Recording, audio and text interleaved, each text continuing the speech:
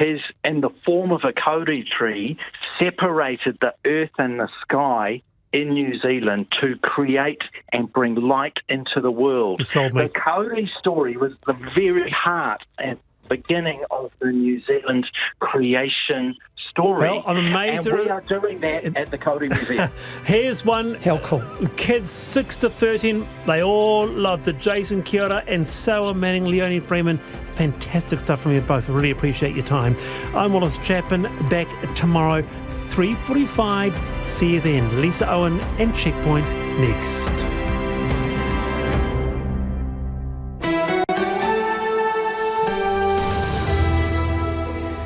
Te whakarongo mai koe ki te reo irarangi o Aotearoa. This is Checkpoint on RNZ National. I'm Lisa Owen.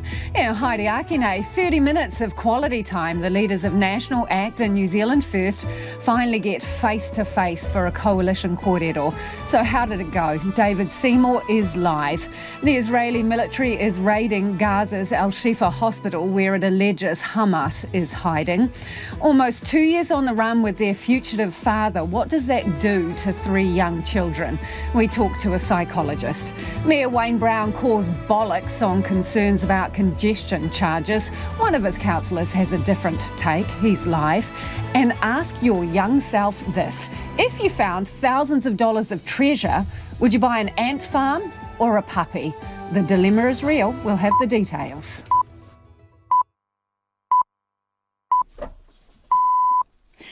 RNZ News at 5 o'clock. Ahi good afternoon. I'm Evie Ashton. An eyewitness has told the BBC they saw Israeli commandos backed by tanks storming Gaza's Al-Shifa hospital. The Israeli military says it's carrying out a precise operation against a Hamas command centre within the hospital, which Hamas denies.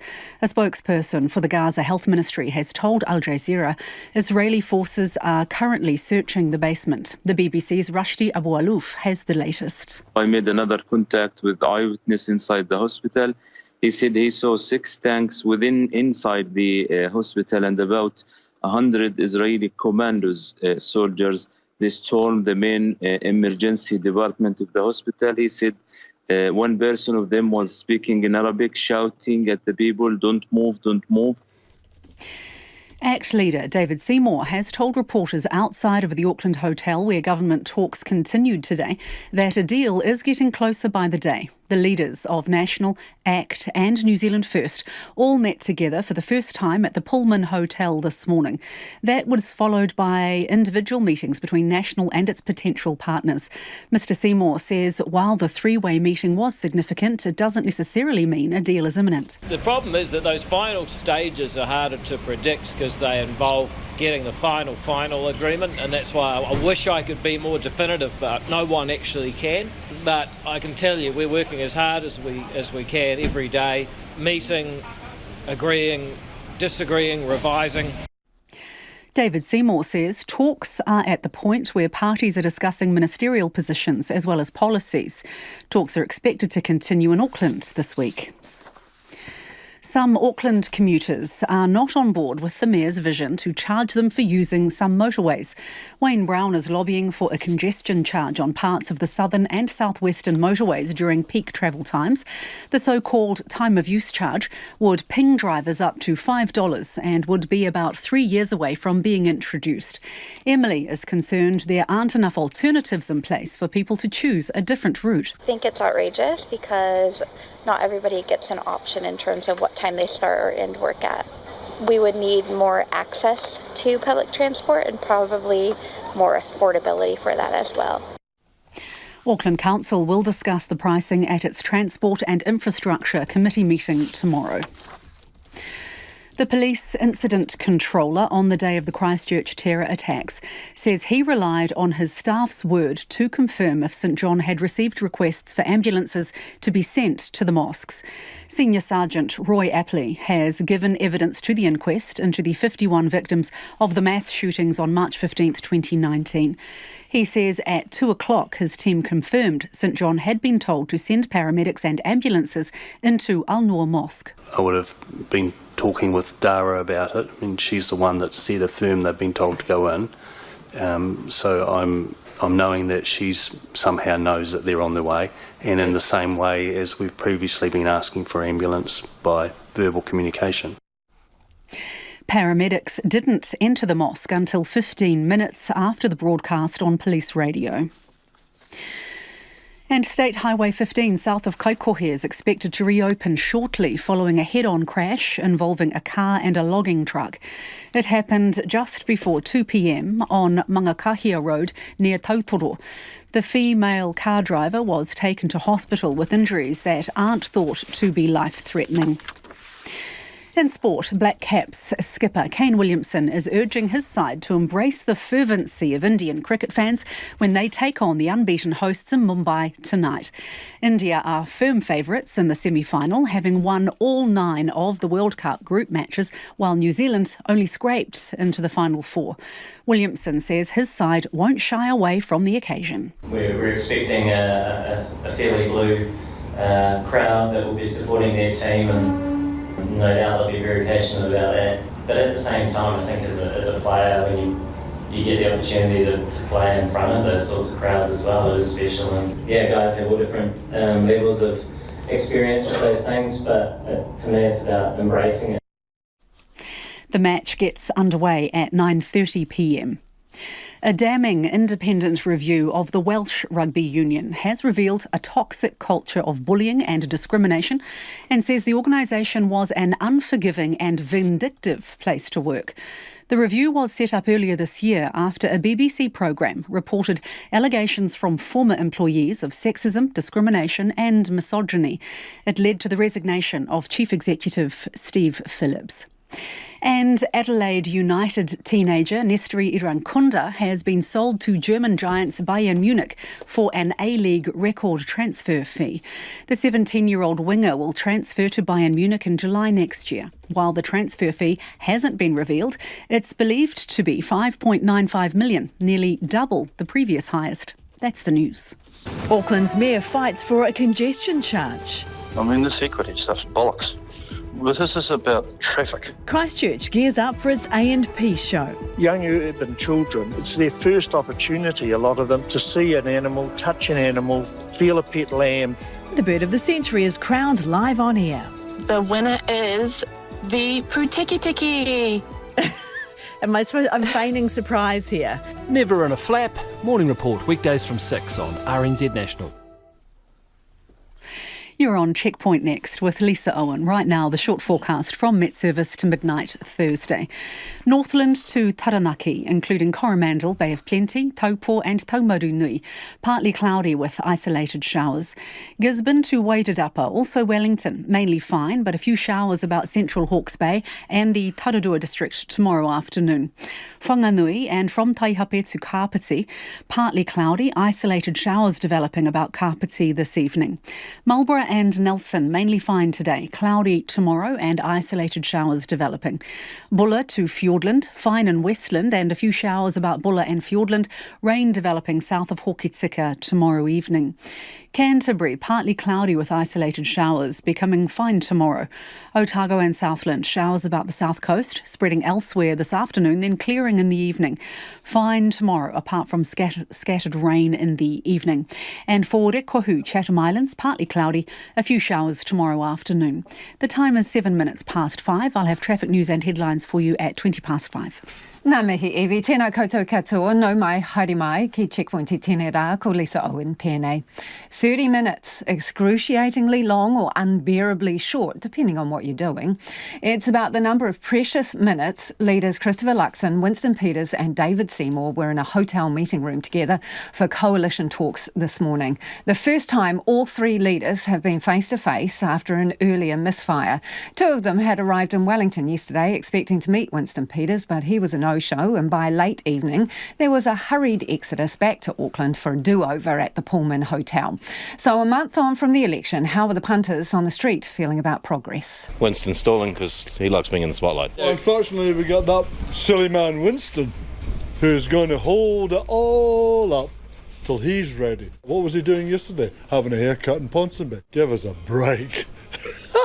I don't know, it just seems to be fluffing around and taking ages. Yeah, no, it has taken a long time, but I suppose you've got 3 strong men with strong opinions. So they've all got their thing to say, so hopefully they'll all get it sorted soon. Oh, I reckon it's really bad, actually, and that they should just hurry up and get it done. Carries on, it will just spoil Christmas for everybody. Ultimately, unity can only take place when people are united, so I think it's a reflection of what's happening in our society as well. All I think is that all the parties involved don't agree with each other, and that's the reason it's taking so long. Well, what can be done about that, given they're going to be in government for potentially 3 years? Well, what can we do about that? They're already in there. So there's we've got nothing we can say or do. So you've been enjoying not hearing about politics? Well, I haven't had to think about it. That's been the best bit, particularly after that horrible election. Do you think they're taking too long? Far too long. Far too long. What do you reckon's the hold up? Winston. What else? Well, joining us now is ACT leader David Seymour. Kia ora, David. Are those punters right? Is Winston what's holding things up? I think, to be fair, what you've got is a process of 3 people who not so long ago were competing in an election, now seeking to change their relationship and cooperate in a government, and we can all point to things that maybe should have happened and people that should have replied or reached out or whatever, but we have made a lot of progress, including today getting the 3 former competitors, now cooperators, in a room to form a government that can deliver the change that people voted for, and in different ways by supporting each of the 3 parties. OK, so the first face-to-face, what's the main thing you achieved in that relatively brief time you were together? Look, I think it showed that, again, those 3 parties can get together, we can chat, we respect each other, we can get on and we can work through issues, and that's going to be essential due to the nature of the government. The voter, who are king and queen in any election, asked us to put together. So was it a photo op, or did you actually achieve a list of things in that meeting? It was a bit of both. So we certainly chatted through how the negotiations are going and what the structure of them is for the remaining time and what tasks need to be completed. So that was quite useful. And also, I can understand, having heard the people that you interviewed on the street, people want to see that we're getting on with it. I'm one of them, actually, and I think that was useful for that purpose too. How many policy sticking points remain, do you reckon? Look, I don't know if I've counted them in a way that I'll give you a really objective answer to that, but I mean, all I know is that we've made a lot of progress, we've ticked off a lot of stuff. Can you give us an idea of scale? If not a number, David, can you give us an idea of scale? Do you think you're almost through and the policy sticking points are just a tiny bit of it, or the reverse? Yeah, I think it's more the latter, but of course the things you leave to last are the things that may be most difficult to resolve. And I just give you a caveat that I'm not party to all of the interaction between National and New Zealand First, some but not all of it. But from outside, I'm answering for us. There are a few outstanding issues, and I mean a handful, that we shall work through. But we've made good progress. But it is also true that you deal with the low-hanging fruit first, if that makes sense. Is the treaty referendum one outstanding issue? Look, that's an issue that we're still working on and have been for a while. But, I wouldn't say that's the major thing here. Could you tell us what it is? Issues. Could you tell us which one is? Is it the tax? Well, I'm already going way beyond what. Oh, you're not. Keep coming up the path, David. So come on.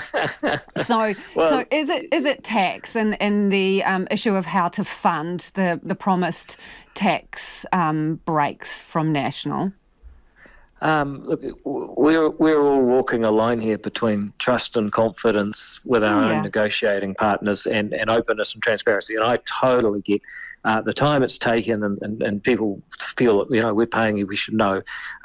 That's the balance, though, is that also being able to negotiate with people and them knowing that what they say is not going to be on the front page tomorrow. Okay, let me put it another way then. Let me put it another way. Would you be happy to borrow to fund tax cuts?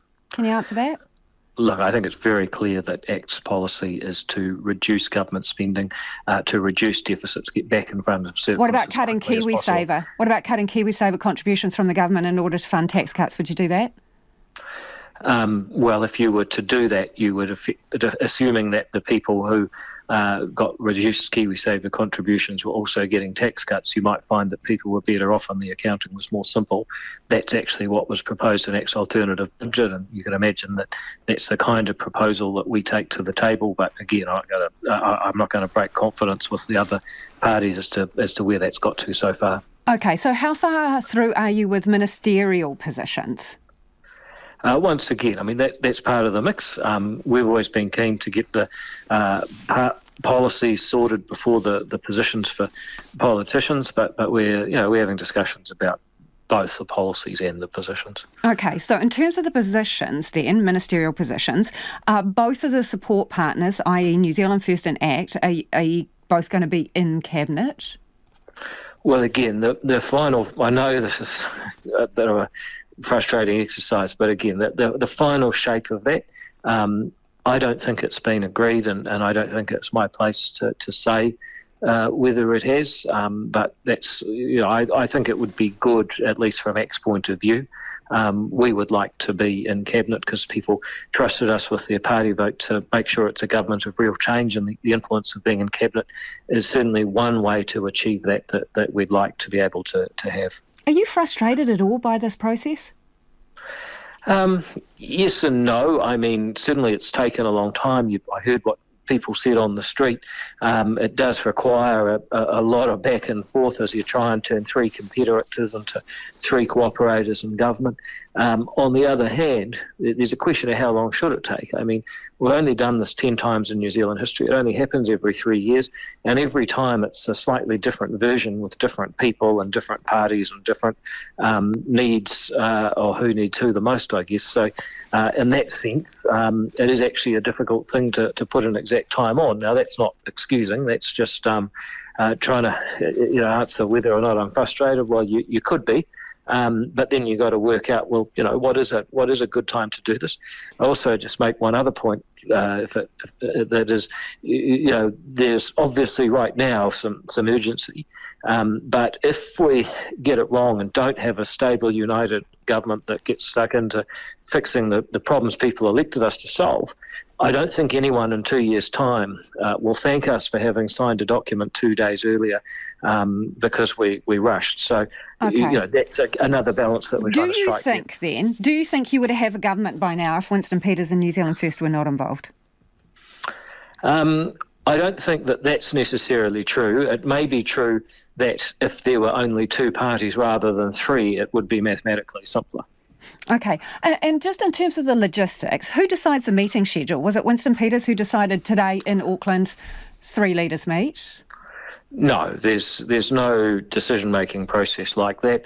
It's more ad hoc and a question of where are you and where can you meet. And most of the meetings, I would say 90% of them have been in Auckland for the simple reason that 3 of us live in Auckland, but it also makes sense to do some stuff in Wellington because, political parties have staff who usually live in Parliament. It's hard on them if they have to come up, hard on their families. Now, Winston... Sorry to interrupt. Winston Peters, we're almost out of time. Winston Peters reportedly got a draft agreement last week. Did you get yours at the same time? Have you got a full draft agreement? Well, again, I can't confirm what's been reported about him, but there's been a lot of paper going backwards and forwards, so it probably doesn't make a lot of difference. Nicole McKee and Brooke Van Velden, were they in talks today because they're getting ministerial positions? They're in talks today because they're part of our negotiating team, as they have been right from the beginning. Can you give us a timeline for completion? What do you reckon? Look, I think it can happen in a matter of days, but as I've said before, you've got 3 people involved. Each of them, of course, would like it to go faster. None of them individually have the power to make it go faster. Oh, so by the end of the week, if you're saying a few days, by the end of the week? Well, I believe that's possible. But equally, no one person, while we can each say that we'd like it to happen then, no one person alone has the power to compel the others to make that happen, and that's part of the nature of trying to bring 3 competitors into being 1 or 3 cooperators in government. Good to talk to you. Thank you for joining us. That is ACT's leader, David Seymour. 17 minutes after 5. Kia amo tōne mai. Do stay with us and let us know your thoughts on that. Text us on 2101. You're listening to Checkpoint on RNZ National. The Israeli military has moved in on Gaza's biggest hospital where explosions and gunfire have been heard. There are thousands of people inside. The military alleges Hamas is using the hospital and tunnels underneath as a command centre, something Hamas denies. There are some suggestions the military is also using this operation to try to rescue hostages. Conditions in the hospital have deteriorated hugely in recent days as the Israeli military attacks the area and the remaining fuel reserves dried up, leaving the hospital barely functioning. Phil Vine from World Watch reports. In the dark at 2 a.m, doctors and patients at Shifa Hospital got the briefest of warnings. It's difficult to know what's happening on the ground, how many forces are moving in, what kinds of forces. Officials in the enclave were told the Israeli Defence Forces would raid the hospital complex in the coming minutes. The military confirming the raid publicly half an hour later. This is CNN's Oren Lieberman. It says, based on intelligence information and an operational necessity, IDF forces are carrying out a precise and targeted operation against Hamas in a specified area in the Shifa hospital. They then go on to say the IDF forces include medical teams and Arabic speakers who have undergone specified training to prepare for this complex and sensitive environment with the intent that no harm is caused to the civilians being used by Hamas as human shields. The Shifa Hospital, a sprawling complex of some 20,000 square metres with 1,500 staff and 7,000 people taking shelter.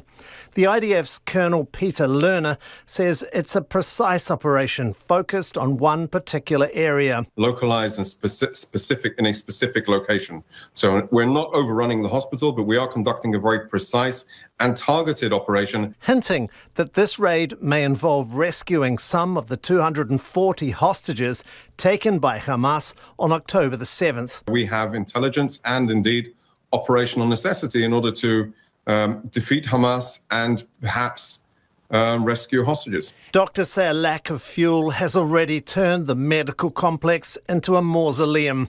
Staff had just spent the day previous burying around 200 bodies, patients who died, including babies who'd perished after the power went out. Inside the hospital today, a mass grave of 170 people were buried. 70 were in the morgue, but there is no electricity to keep the morgue in a suitable situation. And 100 were evacuated from a nearby school 3 days ago, and today they have decided to bury them inside the hospital. The BBC's Rushdie Abalouf. Dr. Barbara Zind used to work in the Shifa neonatal unit. She's worried more babies will die. I just think of those newborns every day that they have low oxygen, that they're not fed adequately, is really permanent damage to those babies, and if they survive even.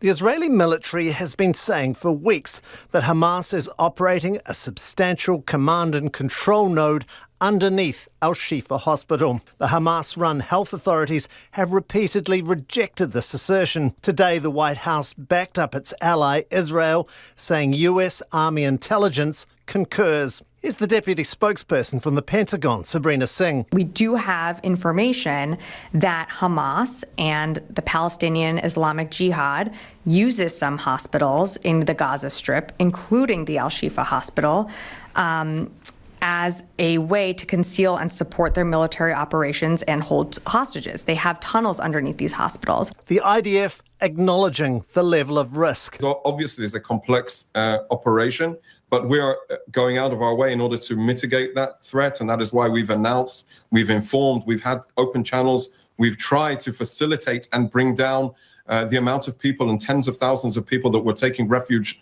in the hospital. The Palestinian Authority's health ministry has released a statement saying, "We hold Israel's raiding forces fully responsible for the lives of medical staff, patients and displaced people in Gaza's Shifa Hospital."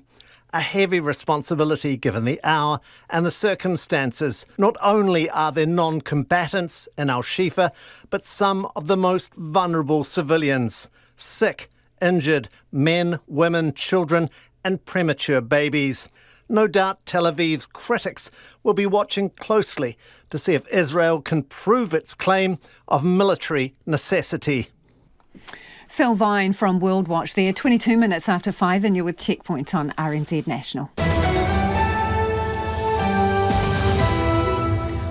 Mai o whakaaro, we would love your feedback on anything you've heard on the programme this evening. Let us know your thoughts on the coalition talks. First face-to-face meeting between the three leaders today lasted a whole 30 minutes. 2101 on text. You can tweet us at Checkpoint RNZ, or you can email checkpoint@rnz.co.nz. Let's get to the headlines now. Ko Iwi anō tēnei.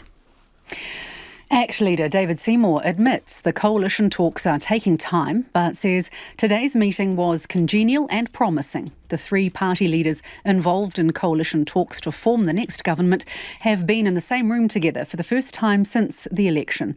The meeting between National ACT and New Zealand First only lasted about half an hour. An eyewitness at Gaza's Al-Shifa hospital says they've seen tanks and soldiers enter the main emergency department. The Israeli military claims Hamas has a command centre under the hospital, but Hamas denies it. The developers of the Wellington to Petone cycleway have been issued with a formal warning after a little blue penguin was crushed during rock removal. Several penguins have died within a two-month period, some because required checks weren't carried out. Mana Whenua have told the Central Hawke's Bay District Council that the vote to introduce a Māori ward is the right thing to do under Te Tiriti o Waitangi. The ward will be in place for the next two local body elections. The council was the only one in the region without a Māori ward. Researchers have discovered the first moa footprints found at the Kyburn River in the South Island 4 years ago date back at least 3.6 million years. And the search for a person swept into the sea at Piha in Auckland has been stood down. Those are the headlines. Looking at traffic, no confirmation yet that State Highway 15 south of Kaikohe in Northland has reopened following a head-on crash involving a car and a logging truck. A heavy crane was required to remove the truck and clear the road, which was blocked in both directions just before 2 p.m. today. Our next traffic news and weather are at 20 to 6. Thank you, Evie. It is crunch time for the Black Caps in Mumbai tonight. New Zealand will take on a powerful Indian side for a place in the Cricket World Cup final. Joining me now is sports reporter Jonty Dine. Jonty, only one game in town, literally and figuratively. Okay, it's all on the line. Yeah, it sure is. It's a huge night ahead for the Black Caps, and it's about as tough as it gets playing in India, especially when you factor in the heat, humidity, and the very parochial fans. So the hosts are a perfect 9 from 9 from the tournament and have scored some pretty large totals in those wins. Most recently, 410 against the Dutch. New Zealand, on the other hand, they had a great start to the tournament, but they faltered towards the end a little bit. They lost 4 in a row, but they got back to their winning ways against Sri Lanka. Now, the forecast in Mumbai is 36 degrees, so it's going to be pretty hot. There'll be no need for that reserve day, which was needed in 2019. Of course, this is a rematch of that thrilling semi-final, which really came down to a moment when Martin Guptill ran out MS Dhoni. So New Zealand, they'll need to take every opportunity they get, starting with the toss, which will be crucial. The average first innings score at the stadium is 357, while batting second is just 188. So logic would dictate that you win the toss, you bat first. Now, as fanatical as some Indian fans are about cricket, a few a bit closer to home aren't too fussed about the result, as Checkpoint reporter Luca Foreman found out when he spoke to the Indian community in Sandringham. Obviously, I would say India should win, but of course, it's a game, competition. So any team performing good, well, they should win. It's their home ground. They're a good team, undefeated, but I still have confidence that New Zealand is able to do it. They'll be able to pull through. Probably India gonna win, and also Black Caps are also really amazing. Will you be happy either way, whoever wins? Yeah, either the way. Definitely supporting India. Yeah. Yes, quite keen to go through them in the finals. Last time we lost against New Zealand, so it's going to be a good battle. It's a friendly one, but it's a good one. Good one. Yeah. I'm happy, but whoever. Yeah, so you'll be happy either way? Definitely. Yeah, definitely. I'm happy. So some split loyalties in Sandringham. Not too sure how many other Kiwis would feel quite the same way. Okay, and the team, what do we know about how they're feeling, Jonty? Well, pretty relaxed it seems. I mean, this is one of the biggest games in many of these players' careers. The crowd, of course, is going to play a huge factor, but Captain Kane Williamson, he said he wants his side to embrace the occasion, enjoy the moment. Black Caps opener Russian Ravindra, he's been one of the stars of this tournament, and he's had huge support from the Indian locals, and he says it energises him while he's out in the middle, hearing them chant his name. Ravindra is actually in a mini battle with Indian captain Virat Kohli for the top scorer at a World Cup. So this is a record set back in 2003 by Sachin Tendulkar, who of course Russian Ravindra was partly named after, which is pretty crazy to think about. Now, it's no secret that India's power lies in their batting lineup, and speaking to Mitch Satner yesterday, he said they'll need to be a bit more aggressive than usual with both bat and ball. We've obviously seen how destructive their kind of top 6, top 7 are. We talked about going in with very similar plans and similar approaches, and then just firing some shots. We don't want to obviously let the moment get the better of us and kind of stand back. We want to actually make some plays, fire some shots, and I think we have to still be aggressive with the ball. So it is set to be a late one for cricket fans. The first ball will be around 9:30, and if it does go close to the 100 overs, we're looking at about 6 a.m. finish. So there might be a few crawling into work a bit late tomorrow. Sweet, couple of hours for a quick kit before you get back on deck. Thank you, Jonty. That is sports reporter Jonty Dine. It's been almost 2 years since children Jada, Maverick and Ember disappeared from Marakopo with their fugitive dad, Tom Phillips, and police are increasingly concerned they're being dragged into crime. Phillips reappeared briefly last week, caught on CCTV, allegedly trying to break into the Peel Peel superette, and he had a helper with him. The person was heavily disguised, but police say it's one of his children who are aged between 7 and 10 years old. One of the last times Phillips was seen, he was allegedly armed and robbing a Tikawiti bank. Police say he had a petite person helping him then, although they can't say if it was one of his children. But at the time, a witness told Checkpoint it was a girl and she was armed too. All of this raises significant questions about Jada, Maverick and Ember's welfare. Well, joining us now is clinical psychologist Dougal Sutherland. Kia ora, Dougal. Kia ora, Lisa. Almost 2 years on the runs. What would your key concern be here? I think two concerns. One is just the level of isolation that the kids would have had being away from extended family, from their mum, and just out of circulation with the rest of the world. And the other concern, I think, is really about what's the mind state of the family environment that they're living in that would make it okay for them to engage in this sort of behaviour, potentially breaking into shops, etc. Yeah, because the police are deeply concerned about the escalation here and potentially that these children are now being involved in crime, with one of them believed to be involved in the attempted store break-in. I'm just wondering, how does a child reconcile that, masking up, joining in, when, in a previous life they would have known that was wrong?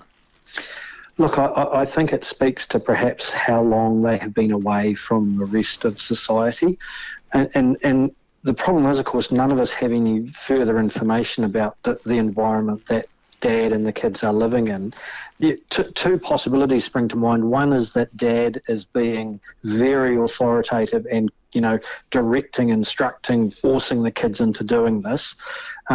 I don't know if that's a particularly likely one. I think more likely is a situation where Dad and other people who have been around have somehow developed a world belief in the kids and in the family that this sort of behaviour is necessary or is okay or is allowable, just by the fact that they've been away from the rest of society for so long, that those beliefs have been able to be developed. And that's a theory, I think, but nobody really knows for sure, of course.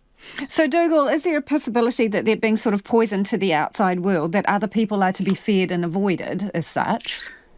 Yeah, well, I guess that's a possibility. That's something like that is going on, that there's a story that the kids have been led to believe about this is why it's really important for us to do this, because there needs to be something to justify that sort of behaviour, because they would know that they probably know at some level that doing this is wrong, so there has to be some way of reconciling that for them to engage in that behaviour, if it's not just because Dad is forcing them to do it. So the oldest child is now 10, and I suppose as they get older, as you mentioned, it's harder to kind of come back from that isolation. What does that involve, reintegrating as such? I think the reintegration process would need to be really slow and really careful and really step by step. Imagine if you had been away, if any of us had been away, locked away from broader society for 2 years, and then stepping back into the hustle and bustle of what's happening in the world. It would be a big shock for any of us, let alone for a child. So I think very gently introducing them back, understanding what their worldview has been, that Dad has woven for them, and very gently testing that, perhaps gently challenging that and introducing them to other ways of thinking about it. But that will be a slow process, because I would imagine that they feel quite strongly connected to Dad, rightly or wrongly. They've been with him for 2 years, and I imagine that the connections are pretty strong. What about just basic things like education and going to school? Yep, one assumes that that's not happening. Of course, that doesn't mean they're not getting any education. You can conjure up in your mind images of a bush classroom where they're being taught to read and to write, etc. But they're certainly well outside the usual education system for most children. And I think that as it goes on, that'll have more and more of an impact. So perhaps quite a big impact, or increasing impact for the older two kids. And a negative impact, do you think, Dougal? I think so. I think they're really probably missing out here. Their development in that education space has probably been at least delayed. You would have to imagine, and that they'll take some catching up, a lot of catching up. Thank you so much for your time. That is Dr. Dougal Sutherland, who is a clinical psychologist. Now, in a statement, Oranga Tamariki says it has been supporting and working alongside police, and staff have been across the issue since Mr. Phillips and his children first went missing. A spokesperson says their priority is the children and ensuring that they are safe and well. They say it is in the best interest of the children for anyone with information to contact police or Oranga Tamariki urgently. It is 26 minutes away from 6. Kia mau tonu mai. You're listening to Checkpoint on RNZ National. It's time for the business news now. Ko taku hoa in INA ko Nona Peltier. Nona joins me in the studio to talk all things business. Contact Energy. What's going on? Well, they had their annual meeting today. It was a bit testy at times, but a couple of interesting points were made. One of them was about the TY aluminium smelter. Okay. So there's been a lot of discussion. Formal negotiations to extend the life of TY with a new energy supply contract has been going on since July 2022. So primarily these are talks between Meridian and the owners of the smelter. But others are also involved, including Contact, which has a supportive role in all of this. They're saying, look, it's time to move on. It would be a travesty, the chair said, if it doesn't go through. I mean, we need this. That's what they're saying. They're saying not only because it's good for the economy and it's good for the Southland economy, but it's also important as a lever during dry years when hydro development or hydro storage lakes are not what they should be. That means that TY could scale back its production, turn things down so that there's more energy available into the system. They're saying it's an important part of the energy system. And they were also saying that the Onslow project, Lake Onslow, that's a storage battery lake, that's been scrapped according to the incoming government, and they were in praise of that. They said there's much better things to spend, between $15 and $23 billion on. There are more innovative ideas. And so, it was kind of an interesting result from that point of view. And this next story, strong growth in business travel has helped lift Serco's profits. So we're not talking about the prison operators, Serco. We're talking about a different Serco. These are the travel people. So they have lifted their guidance. They're saying that their company is doing really well because of growth in business travel. So there's a lot of companies that, we thought that they might scale back, but they didn't.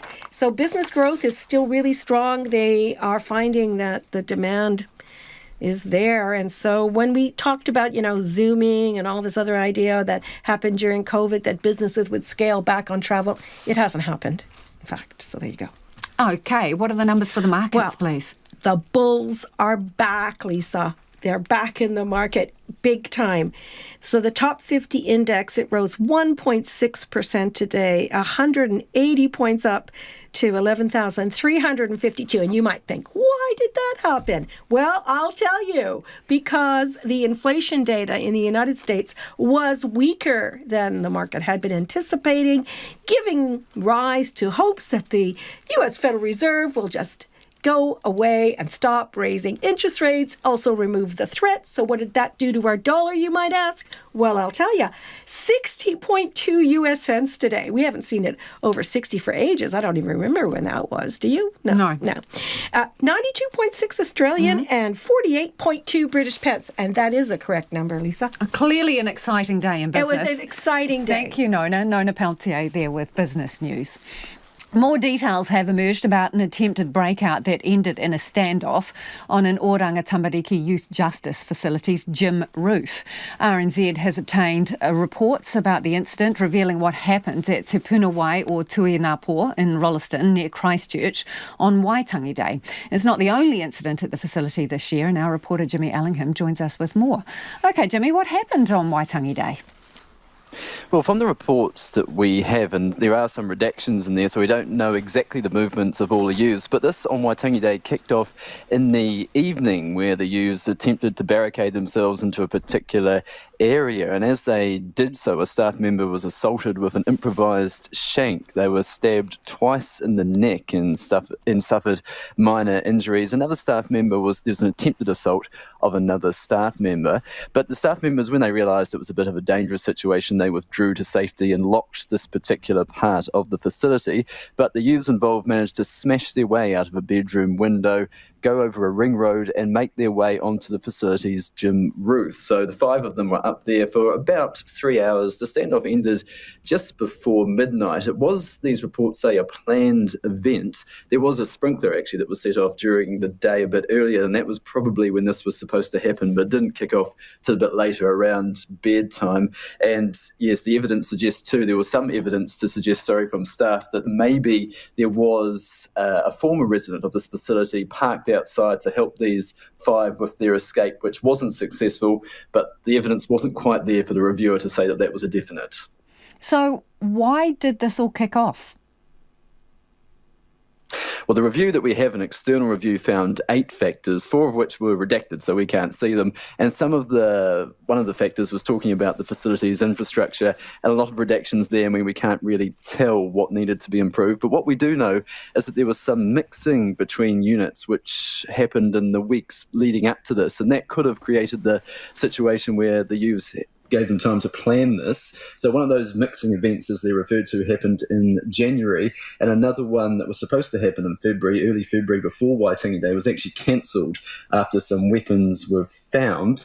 But staff, they realised on Waitangi Day, that something was brewing. There was a swimming session where the youths, only 2 of them got in the pool, which was apparently a bit odd, and they observed other behaviour too, such as youths whispering, shaking hands, and even seemingly congratulating or something along those lines of one particular youth. So one young person was withdrawn from the unit, which apparently caused anxiety. Management were consulted, a couple of extra staff came in, and crucially police were contacted as well.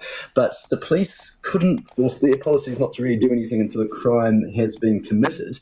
However, it did happen that when the youths went on to the gym facility's roof at about 8:30, police officers had just arrived at that time, but the report puts that down to luck. It was simply because there were no other call-outs at that time. So the police were there, though, when that standoff happened, and made a perimeter. There was some confusion about who's in charge in these situations. Is it Oranga Tamariki staff or is it the police? The reviewer also talks about a lack of powers that Oranga Tamariki staff had available to them to search, to look for weapons, to look for these shanks, the sort of weapons that that injured this staff member here. And the reviewer says that along with a lack of understanding about what the police's role in all this is, sort of contributed, that created a gap that he said that the youths took advantage of in this situation. But it wasn't an isolated incident, was it? What more can you tell us? No, at the same facility near Christchurch in June, there was a similar incident where 5 youths spent up to 24 hours on a roof there, and it was reported by staff at the time that ended when negotiators successfully said, come down and we'll give you some fast food. These incidents that happened this year and a host of others resulted in former Police Commissioner Mike Bush being temporarily taking charge of the 5 youth justice facilities around New Zealand and doing a review of them. That review that came out in September was pretty damning and found that the public had lost trust in this system. During the 3 months, for example, that review took place, 28 complaints about Oranga Tamariki staff conduct were referred to police. And what has OT had to say about all of this? Well, they pointed to this review from Mike Bush and said that, yes, it's accepted there are issues with youth justice facilities. For this particular incident, that they say they accepted the recommendations in that external review that RNZ got hold of. They also said that there's a program of work in place to implement them. And one of the things they mentioned was that one of the units had been hardened, to use their word, which makes it harder for anyone to escape out of. There'd also been some other changes made with the relationship with police after that confusion back in February. A memorandum of understanding has been signed that clarifies the roles in such situations, in situations such as this one. There's also been improved relations between Oranga Tamariki staff and police since then. Thank you, Jimmy. That is our reporter, Jimmy Allingham. It is 17 minutes away from 6 and you're a Checkpoint on RNZ National.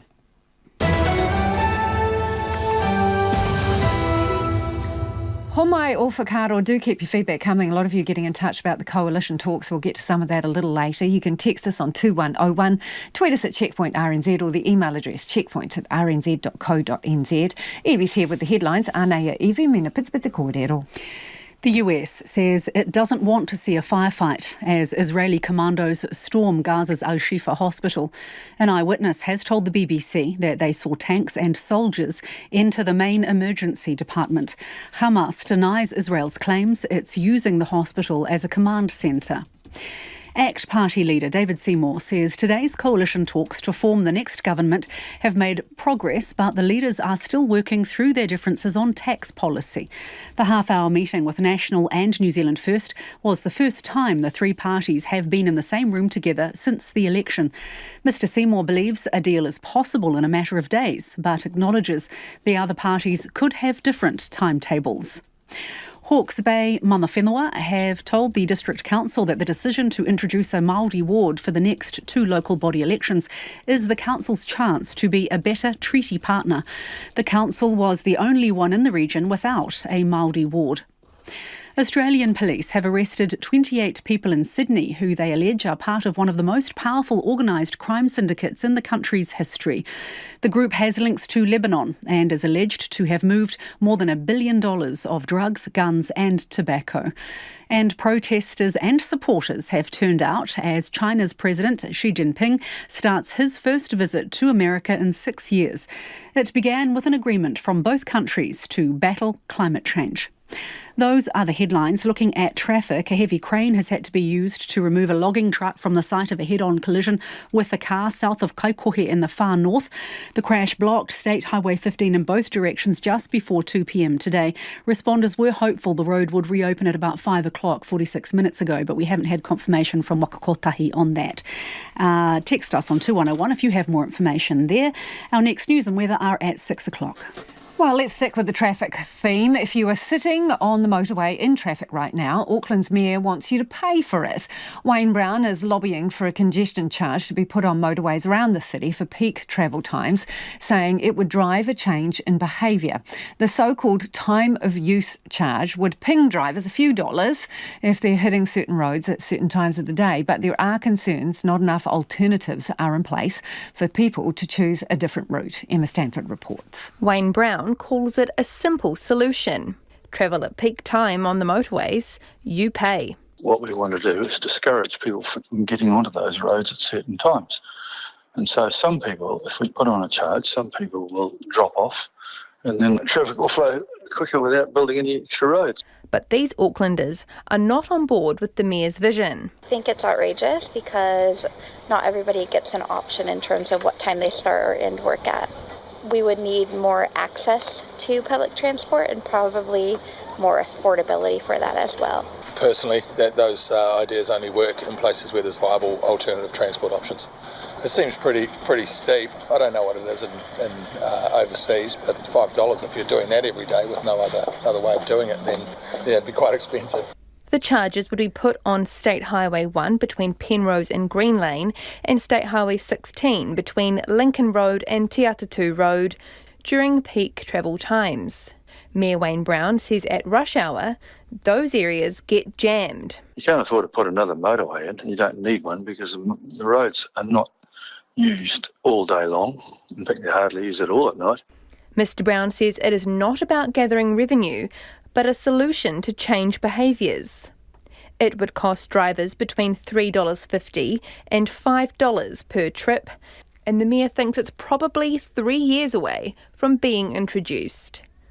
Northern Infrastructure Forum Chair and Chamber of Commerce boss Simon Bridges supports the move. If you asked Aucklanders what kind of one of their top issues is, it would be congestion and wanting improved travel times, and this definitely puts a big dent in that. The Ministry of Transport says Auckland's population is projected to increase to at least 2.2 million by 2045, placing pressure on transport networks, reducing performance and increasing congestion. Martin Glynn from the Automobile Association says congestion charging has its benefits, but sees flaws in this plan.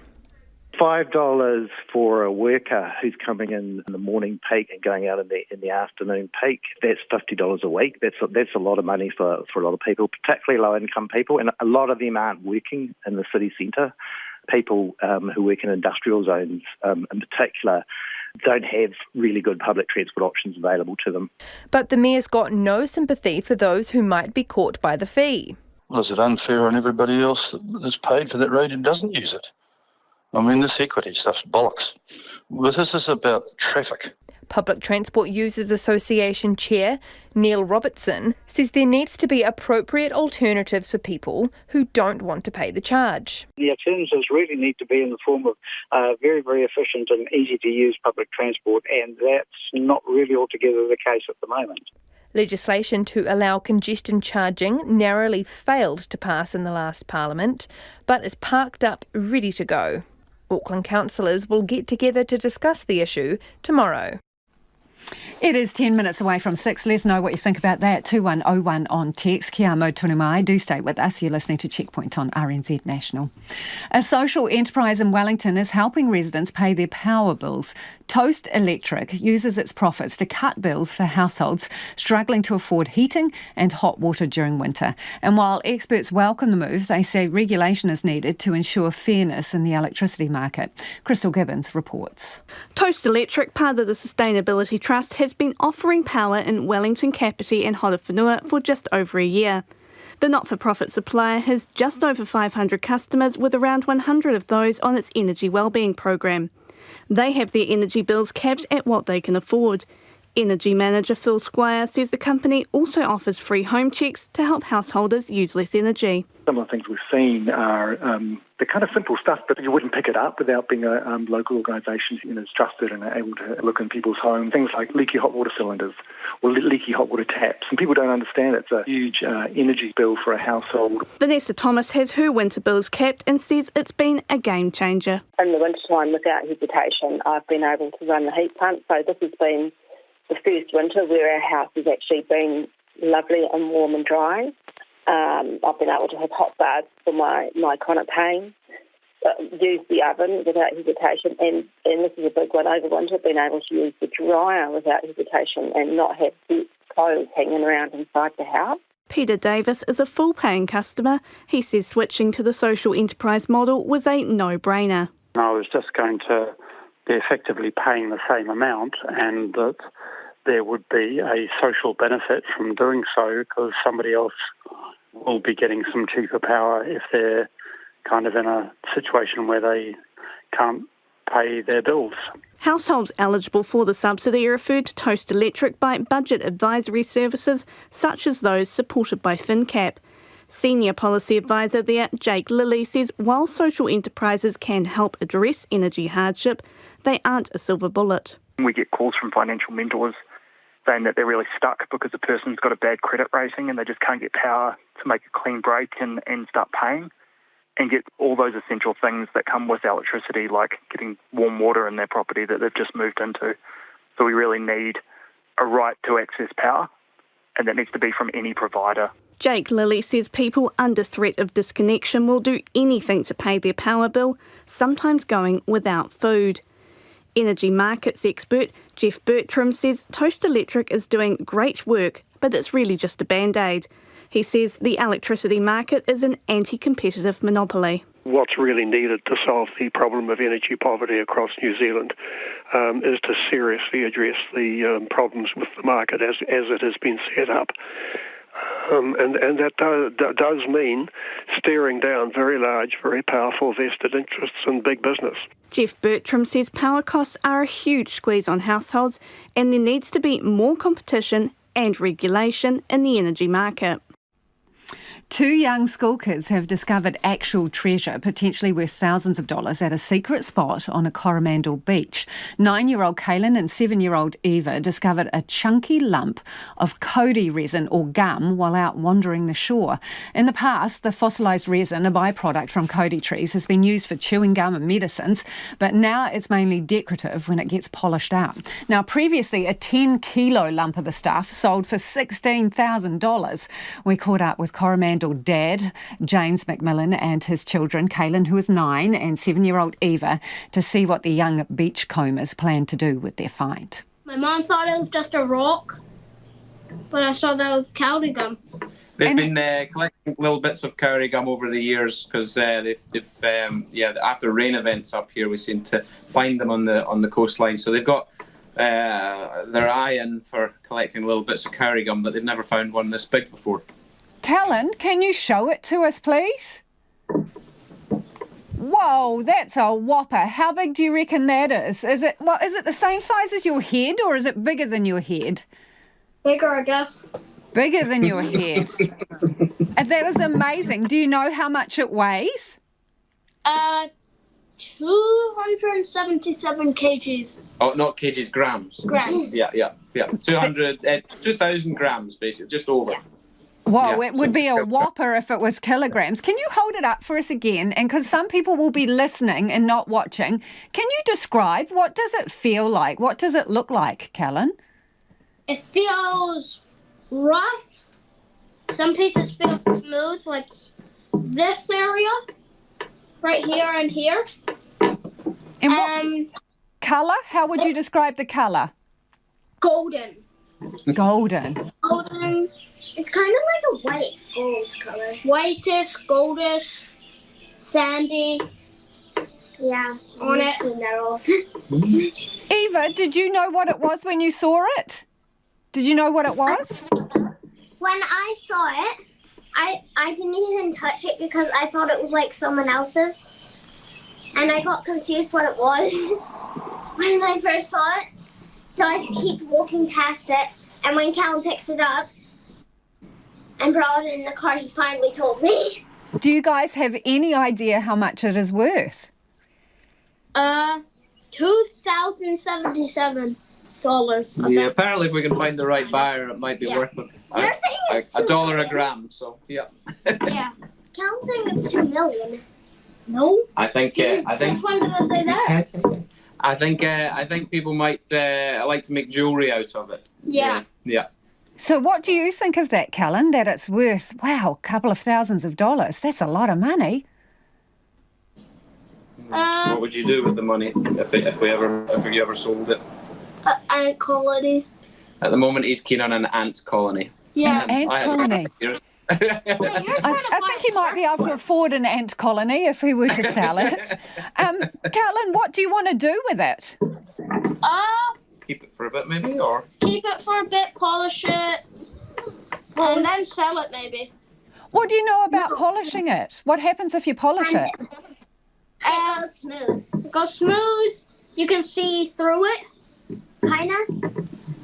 Does it make it look, I don't know, a bit prettier?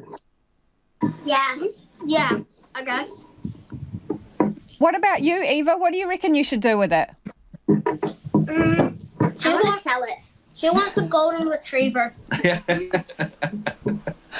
Oh, you would sell it and use it to get a golden retriever.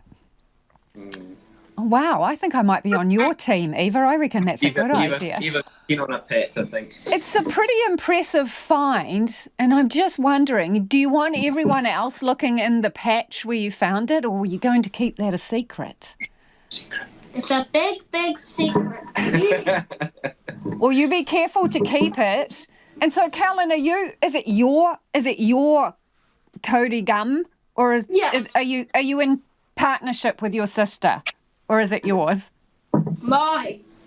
I think they'll work on sharing. They'll have to work on sharing. Yep, so they're working on sharing. That was 7-year-old Eva and 9-year-old Callan who found that lump of Cody. I mean, those are big life decisions when you're a kid.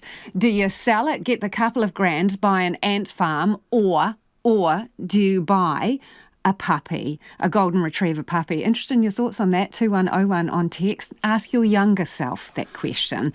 Okay, we're getting a lot of feedback in on the coalition talks. Let's get to the serious stuff. This person says, all of us meet and deal with people we disagree with all the time. It's called doing business. These blokes are wasting taxpayers' money, flying around the country, meeting in hotels when they could just meet in Parliament, says Di. Another one says, Winston for deputy from Toe. Is that you, Toe? Winston for deputy, do you reckon? What about the ministerial portfolios? Let us know what you know. And someone else says, so these are the parties who campaigned against wasteful spending. Now they're flying to and fro, booking flash hotels for meetings. Well, they've got to talk somewhere, don't they? Another says, as a past lawyer, if you had an agreement to hammer out, you stayed there till it was done. This is our country they are mucking about playing games with. Another says, coalition, more like slow-alition. How can they run a country if they can't get 3 people into one meeting room for nearly 2 weeks? Longer days, 7 days a week. Should we withhold snacks and coffee, do you think? Jim from Papamoa has got in touch. Kia ora, Jim. Jim says, wow, I presume we are getting a close-up view of how an airline is run. A lot of you want to know who is paying for the Pullman Hotel. I imagine that is a cost of doing business and government.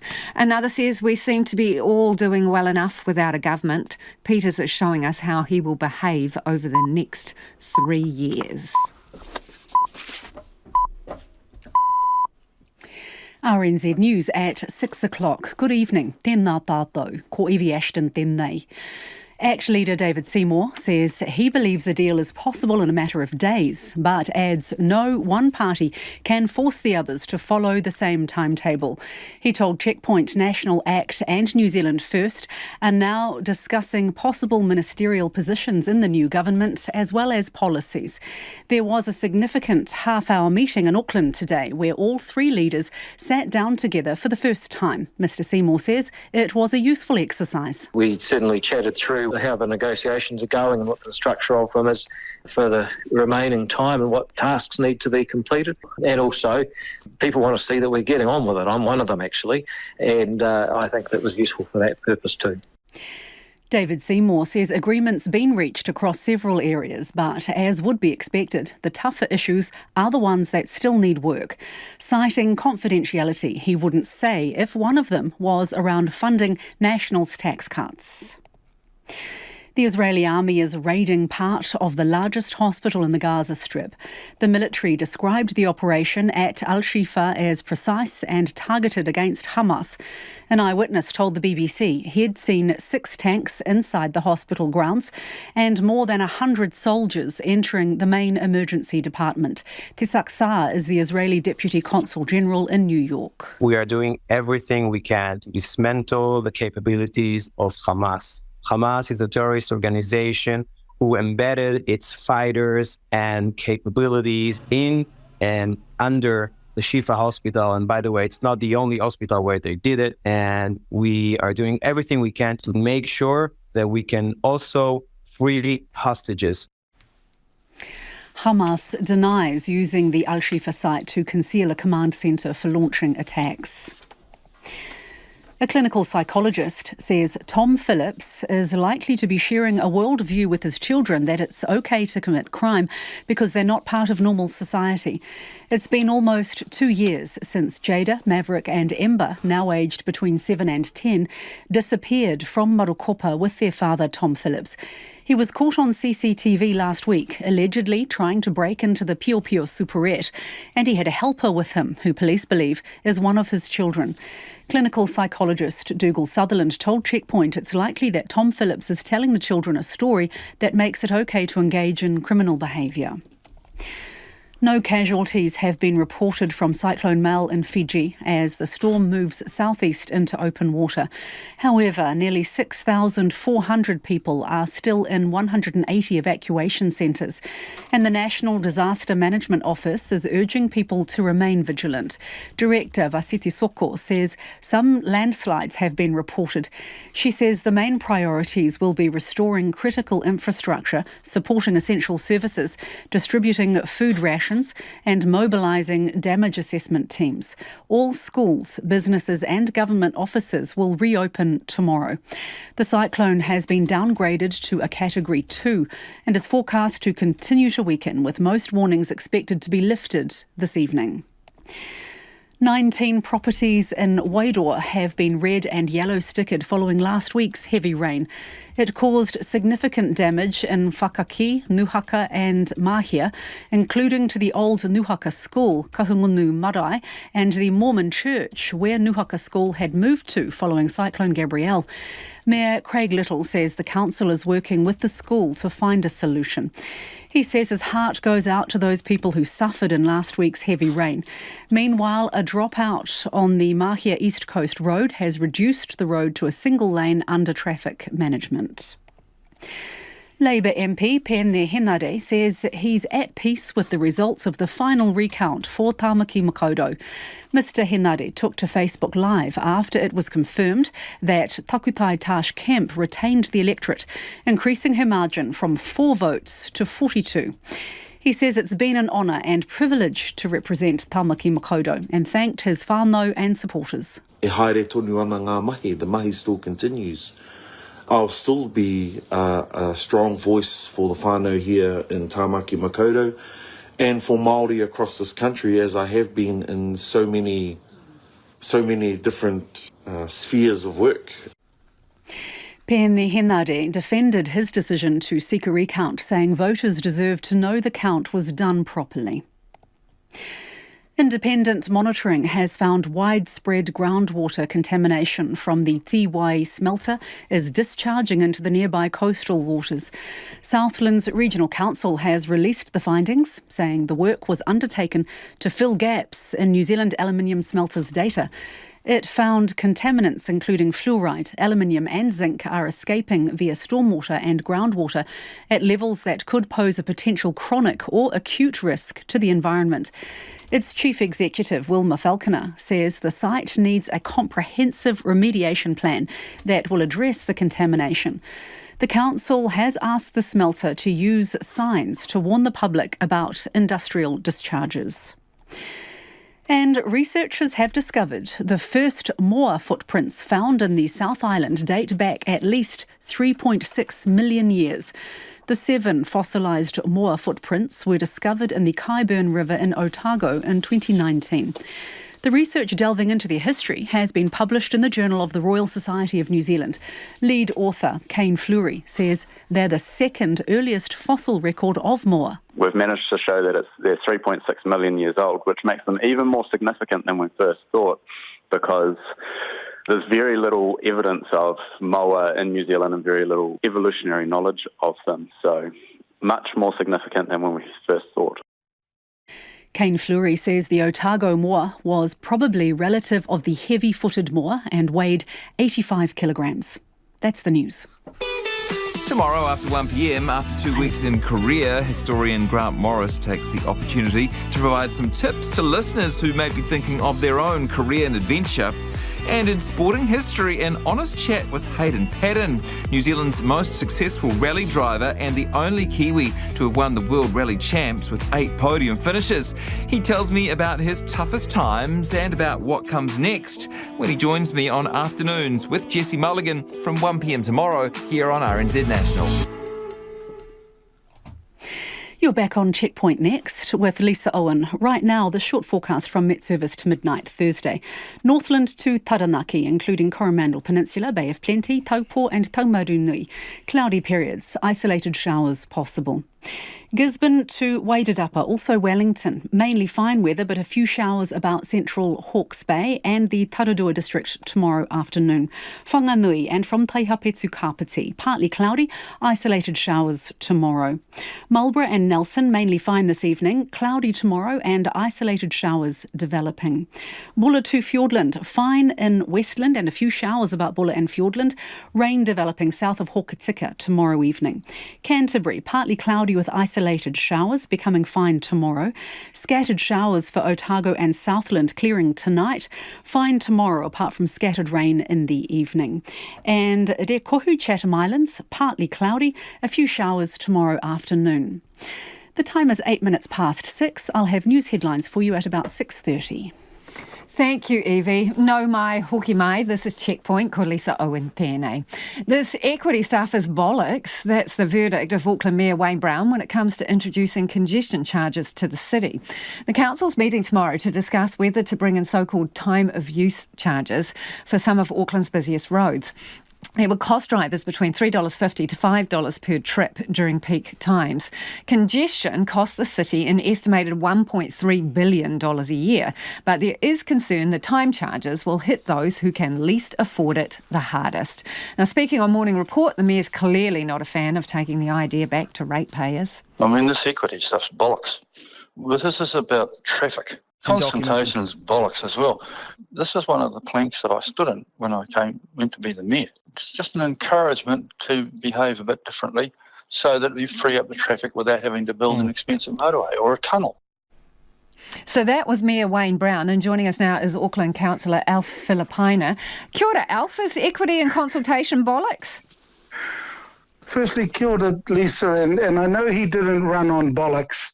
So, no, they're not bollocks. I mean, obviously, there's still some work to be done around, and it's, no, I mean, the word bollocks that he uses, I mean, it's a strange word for me to hear, but no, I totally disagree with him. So, what are the equity concerns? Well, I mean, one of the key things, and we've always known that, I give example the port. Quite a few of the people who go out to the port are from areas West Auckland and just around Tamaki Makaurau, who are from a low socioeconomic area. So he's saying that, look, they need to change their ways of travelling, as in the times, but they don't dictate what time they have to be at work. And so that hits our low socioeconomic areas. That also applies to those that have factory jobs, jobs in the industry, and in regards to all jobs that they don't dictate what time they have to be at work. So the consultation, we have to go out and consult with our community. I mean, that's under the Local Government Act, so I don't know where he's coming from with his bollocks. He seemed to be suggesting that people who work in the types of jobs that you've just mentioned should get their skates on and get to work a couple of hours earlier to avoid having to pay the charge. I mean, how realistic is that, particularly if you've got young kids? Well, exactly. It's unrealistic. Again, those people that are going to these factory jobs to put food on the table, they do not dictate what time they have to be at work. And if he's implying that they should go to work for 2 hours, maybe that's something that he can pay for their 2 hours that they're at work before they start getting paid from their bosses. So what is the answer here? Because I don't think anyone is questioning whether we need to get cars off the road and getting people into alternative transport. So how do we make it fair and equitable and achieve those goals? Well, one of the key things that you end up doing is talking to the community and those people who could well be impacted the most. Let's consult them and see. Also the employers, let's have a chat to them as well. Consult with them in regards to options that they may have for those workers who come from a low socio-economic area, and give them the ability to start early or start late to get out of the congestion. But I mean, you need to consult. I mean, you have to, because it affects a heck of a lot of people and their livelihoods. The Mayor has indicated that he thinks it's just a few dollars, but would you like to see rebates for lower income families and potential exemptions for some people? Well, I know that there's been talk and just around what options there are. There may be options where some of the families who end up going to town 4 or 5 times, they only pay the one. But look, all that has to be discussed, put in front of the councillors. The man knows that he's only one out of 21 who will make that decision. So at least we're not implementing anything tomorrow. That's for sure. Alf, is this actually about easing congestion, or is it a revenue gathering option to replace the fuel tax, which the incoming government has said it wants to ditch for Auckland, the Auckland-specific fuel tax? Do you need this to fill up your bank account again? Well, yeah, because the regional fuel tax, obviously, all the money that was gained by the regional fuel tax went into transport, nowhere else. Transport. Now, if we lose all that money, that means it's going to be put onto the ratepayers. This may be a way, but obviously there's a lot of water that needs to go under the harbour bridge at the moment before any implementation of it. Good to talk to you, Alf. That is Alf Filipina, who is an Auckland councillor. The search for Gore District Council's next chief executive is gathering steam after a former chief financial officer, who says he was pushed out, announced his intention to seek the top job. Gore Mayor Ben Bell says he hopes the unexpected publicity boost will help recruitment, and early next year the council can just get down to work. Our Otago Southland reporter Timothy Brown has the story. It's been almost 2 decades since Doug Walker last called Gore home. But the UK-based accountant says he would happily come back to Southland to take over as Gore District Council's most senior unelected official. Gore is a special place for me, so I just feel like Gore ratepayers have had a bit of a raw deal, and obviously through the petitions and the protests, they're not happy about what's going on out the council. Long before Gore and its council shot to public prominence, long before a 23-year-old unseated a mayor who had held the job for almost 2 decades, and long before a spat between the small town's mayor and chief executive captured the public's imagination, Doug Walker worked as chief financial officer at the Gore District Council. He says he was unsupported and sidelined by chief executive Stephen Parry, and ultimately pushed out of the job, despite, in his view, doing excellent work. Mr. Walker says that's part of why he applied for the chief executive vacancy, but it's got nothing to do with revenge. I think part of it is redemption, just showing that what happened to me many, many years ago should never have happened. If successful, Mr. Walker says he wants to instill a positive and supportive work culture at the council. The situation in Gore has bubbled to the surface after Ben Bell was elected over long-time incumbent Tracy Hicks last October. Mr. Bell and Mr. Parry butted heads almost instantly, and by December were not speaking and in mediation. That led to some councillors trying to get Mr. Bell to resign, while in response, a public petition calling for Mr. Parry to resign made its way to the council table. Following a mediation process, Mr. Bell and the council apologised to Mr. Parry, and in September he announced his resignation as chief executive. But last month, a majority of councillors appointed him to take on an interim chief executive's role until a replacement was found. Mr. Bell was not among those in favour, but he says anyone can apply for the open role, including Mr. Parry. He's welcome to apply for it just as much as anyone else, but my impression, not speaking for Mr. Parry, but my understanding from what other councillors have told me is that he's not interested in doing anything past the end of this interim contract. Stephen Parry told RNZ he hasn't even thought about applying, but if he was, he wouldn't be discussing it in the media. He says he's focused on providing stability and continuity in the interim role. Ben Bell says he's pleased with the unexpected attention the recruitment drive has got through Doug Walker's public announcement. I'm actually really looking forward to seeing who will come forward and hoping there's a gem in the rough out there that we can snatch up. Mr Bell says he's hopeful that the tension and infighting of the past 12 months can be left behind with the appointment of a new chief executive in the early new year. Never say never. You know, the people around the table are still the exact same. But yes, hopefully we can all move on and see what the new chief executive brings to the table. A petition calling for Mr Parry to be removed from the interim chief executive role is expected to go to the council next week. 17 minutes past 6 and you're with Checkpoint on RNZ National. The Israeli military has stormed Al-Shifa hospital in Gaza, saying they are carrying out a targeted attack on Hamas. Israel says Hamas has a command centre underneath the hospital, which is the biggest in Gaza, and uses it to conceal military operations and to hold hostages. Hamas denies that. The ABC's Nicole Johnston has more. This week, the war in Gaza has centred on Al-Shifa hospital. There are gun battles all around it and tanks on the street. The Israeli military now says it's inside the hospital, carrying out a, quote, precise and targeted operation against Hamas.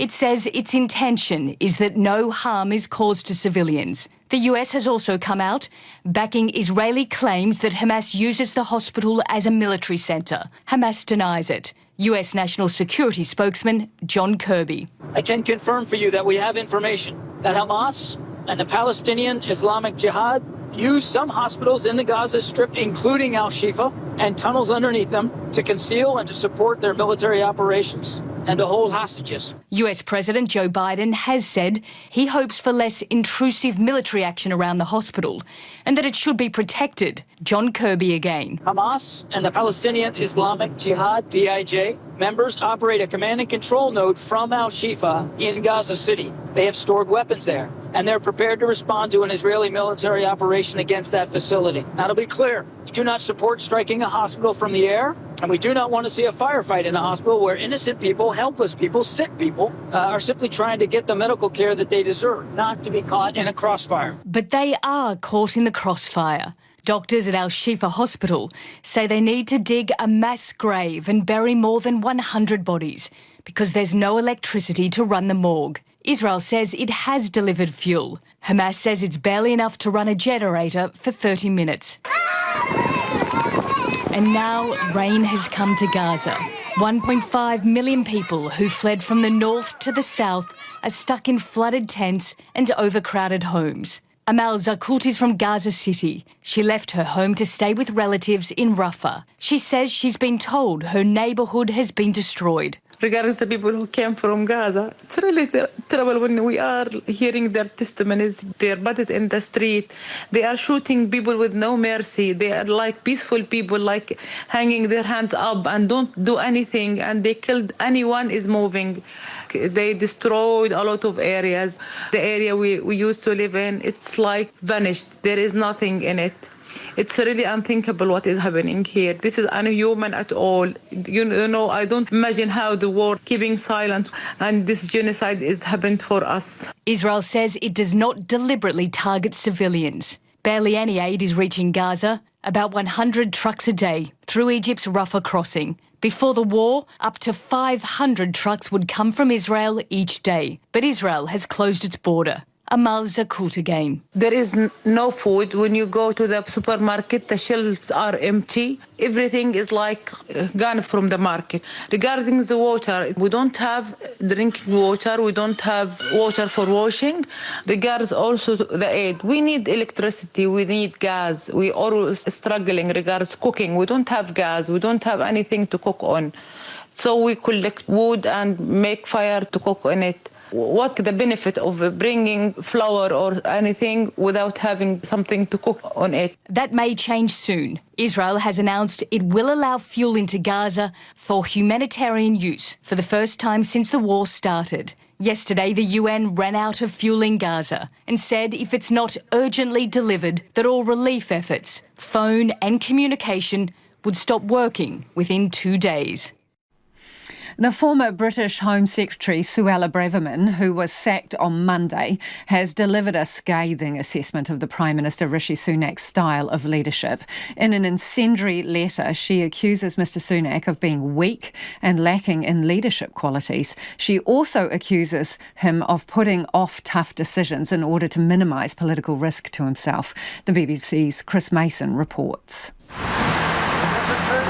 What's the line? It never rains but it pours. Suella Braverman's done it again. As you might just have noticed, the former Home Secretary specialises in verbal downpours.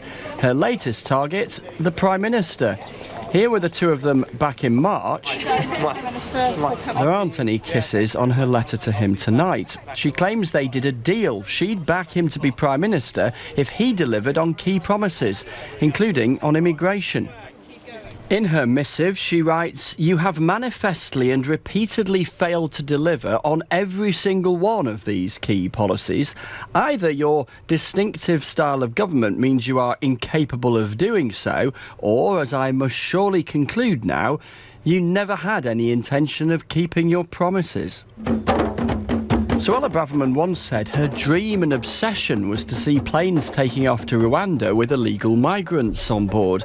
She claimed she came up with ideas to stop the policy being blocked by the European Convention on Human Rights, which the UK is signed up to. You ignored these arguments. You opted instead for wishful thinking as a comfort blanket to avoid having to make hard choices. This irresponsibility has wasted time and left the country in an impossible position. She also repeats her criticism of the pro-Palestinian marches in London, saying more should have been done to ban them. I regret to say that your response has been uncertain, weak, and lacking in the qualities of leadership that this country needs.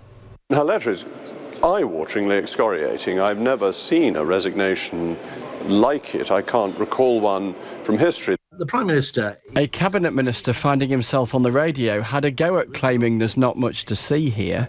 Cabinet reshuffles are nothing new, and as we go into what is probably a year before the next general election, it would be rather unusual, actually, if the Cabinet was not reset at that point. What I experienced this morning when I attended Cabinet was a united Cabinet. United, having got rid of Suella Braverman. This is what Mel Stride was talking about. This strong and united team is going to... The new Cabinet met today. New faces, old faces, and old new faces. But this rejig, including David Cameron, is winding up some Conservatives who say the party's moved on since the EU referendum. 2016 was a mark, which should have been a line in the sand saying we are going to move from that political consensus back towards the views of ordinary people. There was a sign of hope of that in 2019, but my fear about the reshuffle is that it marks that we've moved the other way. As for Labour, you won't be surprised they're saying... Suella Braverman's letter is just the latest instalment in a Tory psychodrama that's been playing out over the last 13 years. Cabinet reshuffles sometimes go unnoticed. Not this one. Iceland's authorities have called for further evacuations around the fishing town of Grindavik due to worrying increases in volcanic activity. Monitoring in the area has detected the presence of sulphur dioxide, which is released as magma rises to the surface, and there are fears it is a precursor to an eruption that could destroy the town. Jessica Parker was part of a BBC crew forced to leave the area. She filed this report. The long road into Grindavik, a town on the edge of this volcanic island. Those who've had to leave hope for a chance to briefly return. We get permission to go in. Inside, it's a ghost town that's being violently ripped apart. There's no time to waste for residents. It's grab and go. How does it feel having to pack up all your belongings like this? It's horrible. Yeah, just terrible. Just getting things for my kids and getting out of here. They have 5 minutes to decide what to save from further earthquakes or a possible eruption. You really feel the town could be destroyed? Yeah, I believe so. It's already, half of it is destroyed. The next few hours or days will tell us what is going to happen. Suddenly we're told we've got to go. But everybody... Evacuation, no. There was a bit of a commotion and we were told the whole area was being evacuated. A stream of cars, those that were in Grindavik, left. Everyone seemed to be packing up. It was, we later hear, alarm that magma may be nearing the surface nearby. The recent earthquakes are beyond what anyone is used to. The wrench of having to leave your home beyond words. Local council officials in Northern Ireland are considering whether to bring in specialist help to identify the source of a mysterious nighttime humming noise. Some residents in the town of Omagh in County Tyrone have complained the noise is keeping them awake, and despite efforts, the reason for the persistent drone is still unknown. The BBC's Ireland correspondent Chris Page reports from the town. This town is abuzz, but it's not to do with conventional nightlife. A few weeks ago, people began to notice a mysterious noise. I've heard it, What's it like? Just a... You can hear it when you're lying in bed at night time. It's like vibrating noise, real loud one at night, about 12, 1 every night. Does it keep you awake? Or? Not really now, but it did the first night. Yeah. Sort of used to it now. There are others who knew about the hum, but haven't heard it with their own ears. I haven't heard a thing. I don't know where it's coming from. Bit of a mystery, huh? It is a mystery. Yeah. Is it causing a bit of talk around the town? Maybe someone snoring beside you, maybe. You never know. You never know. They say that's annoying a lot of people, but never heard. Maybe my hearing's bad. Now, if you go into the meadows and you shout hello, you'll hear it over at the golf club because they're an echo. Right. There's an echo. So there could be acoustics at play here? There could. Some theories about the source of the hum are that it's a factory, farm machinery or water infrastructure. But Fermanagh and Doma Council says the investigation is challenging, partly because the noise is being heard over a wide area. It's looking into using specialist equipment or an expert company to try to solve the mystery and stop the sound. For now, the Omagh hum is an unexplained phenomenon. Right, before we go to the important issue of the Coromandel beachcombers, the two young kids who found this 2-kilo lump of Cody resins worth about $2,000, they are debating whether they should sell it or not. Eva wants puppy. Callan would like to get an ant farm with the proceeds. This listener says it has to be a puppy. Another says get Dad to buy it so they can keep it in the family. Well, tune in tomorrow morning, ko te kaupapa tuatahi pōpō, and teeing off from 5 a.m. First up, we'll have not only the latest from the cricket, that'll be a long night, but we'll also talk to Kiwi golf champ Steve Alker about his secret to success. Just stay up right through the night, 5 a.m.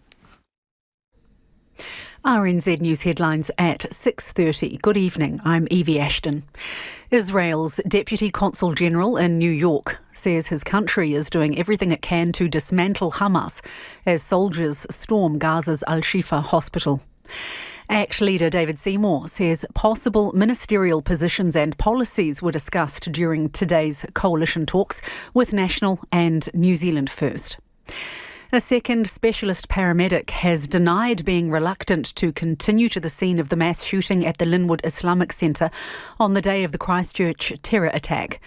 And research into 3.6 million-year-old moa footprints in Otago has found they were probably from a family of moa with short legs and massive feet. Those are the headlines. Our next news and weather is at 7 o'clock. In 1993, Peter Ellis was sent to jail for abusing children at the Christchurch Civic Creche. So if I'd gone to two of the other two places, the Civic Creche case may never have been. But Peter Ellis said he didn't do it.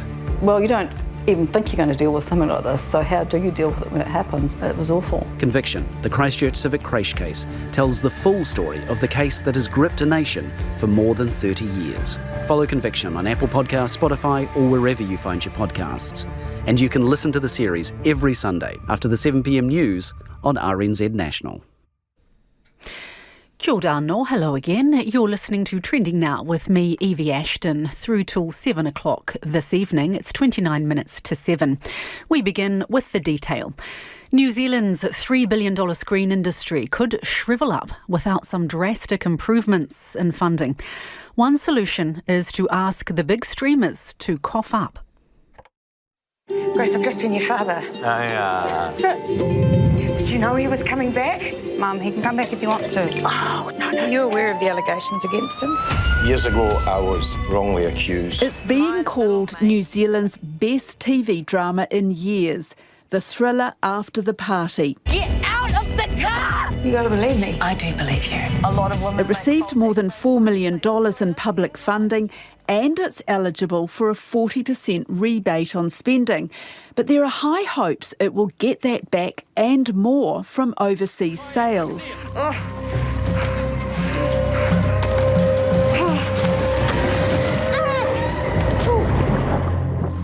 But what is the future for shows like this that use local talent, local resources and need local funding?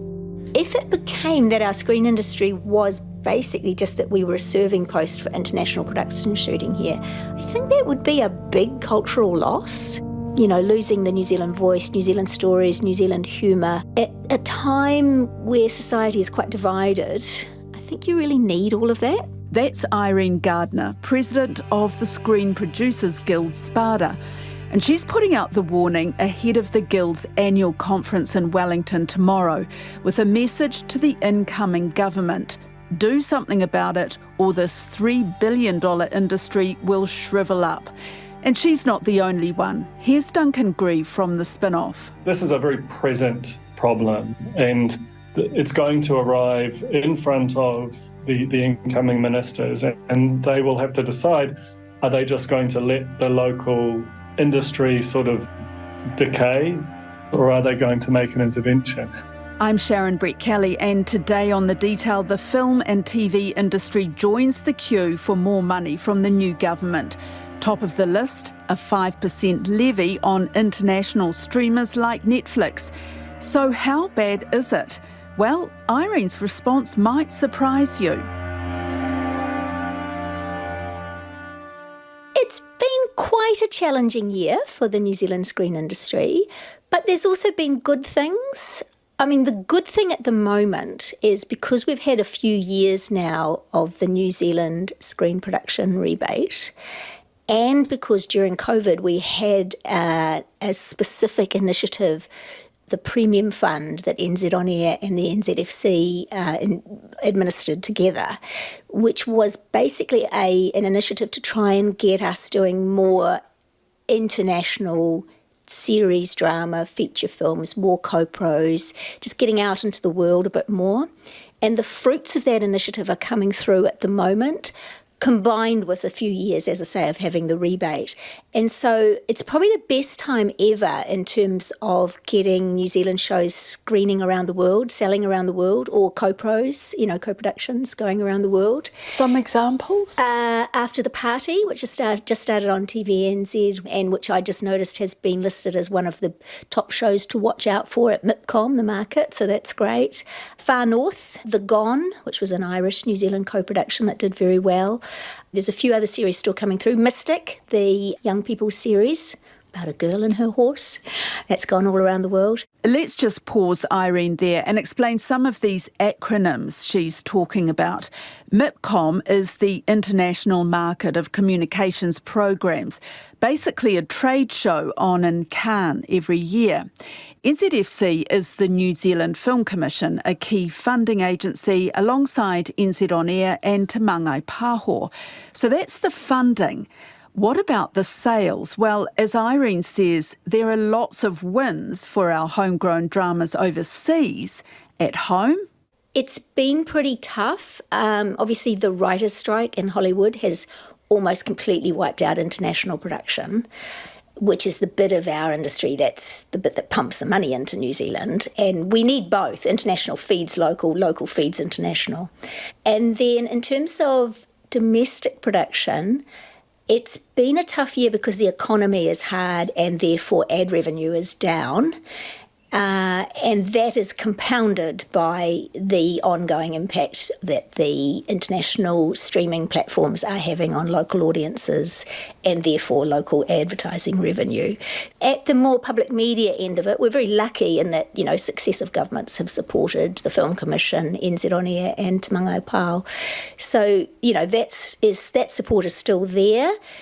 In an ideal world, we'd have a little more money at those funding agencies.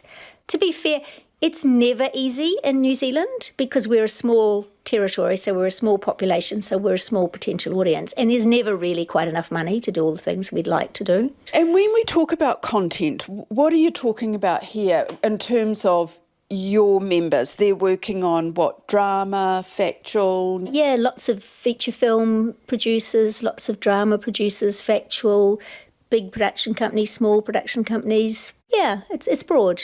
Here's a breakdown of the $200-odd million the screen sector gets in public funding. Roughly $120 million from NZ On Air, $26 million from the New Zealand Film Commission, $30 million from Te Mangai Pāho. There's also the New Zealand Screen Production Rebate, which offers a 20% rebate to international productions and 40% to New Zealand-made productions. It has remained fairly static for a while, particularly NZ On Air, and that's the area where a little bit more investment at the moment could really help, especially, it's a little complicated to explain, but in a recent review of the Screen Production Rebate, one of the good things that happened was that you can now use the rebate with New Zealand On Air funded productions, which you didn't used to be able to do. So that's opened things out a little bit in terms of getting more of those co-production shows with some international money happening. And if there was a little bit of an injection in there at the moment, it could potentially supercharge that area. That is the area that could get us a bit of export dollar and New Zealand intellectual property. How does it actually work? Can you explain to me? Like, for example, after the party, would that have got NZ On Air funding? After the party was one of the initiatives from the Special Premium Fund, which was a pandemic initiative. And it was a combination of Film Commission funding, NZ On Air funding, and some international money. Film Commission funding, but it's not a film, it's a... No, and that was what was unusual about the Premium Fund, was that it moved the Film Commission into television drama. That was a particular initiative. Yes, and a project that benefited from that COVID period. It was a time when, anything that could be economic stimulus across all industries was happening, and that was one for the screen industry. And it worked really well, and it would be great to do a second run of that, if that were possible at some time, because I think when you see the shows coming through and how strong they are, and there's still a few to come through, I think that will actually be like, should we do a bit more of that? Is this where you go to the new government and say, this is working, could you please put more money into this area? Well, potentially, yes. Our big lobbying point for the incoming government, which we're going to launch at Sparta Conference, is going to be regulating the international television streaming platforms so that they are levied, a small percentage levy on their New Zealand revenue, and that is then directed back into our industry via our funding agencies. That's going to be our big lobbying point, because that is getting in new money. It's not asking for any government money, it's asking them to do a little bit of regulation work for us to get in some money. So right now you're targeting the international streaming companies. At conference, we're going to launch a new campaign called Love Local. And Love Local is kind of twofold. It's got a soft side of it, which is basically just celebrating all the successes we've had over the past year. But it's got a harder edge to it, which is that it's going to be whatever we need to be lobbying government for.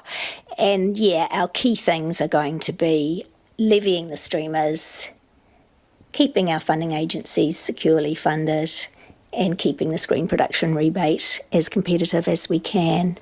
What sort of impact are the streamers having?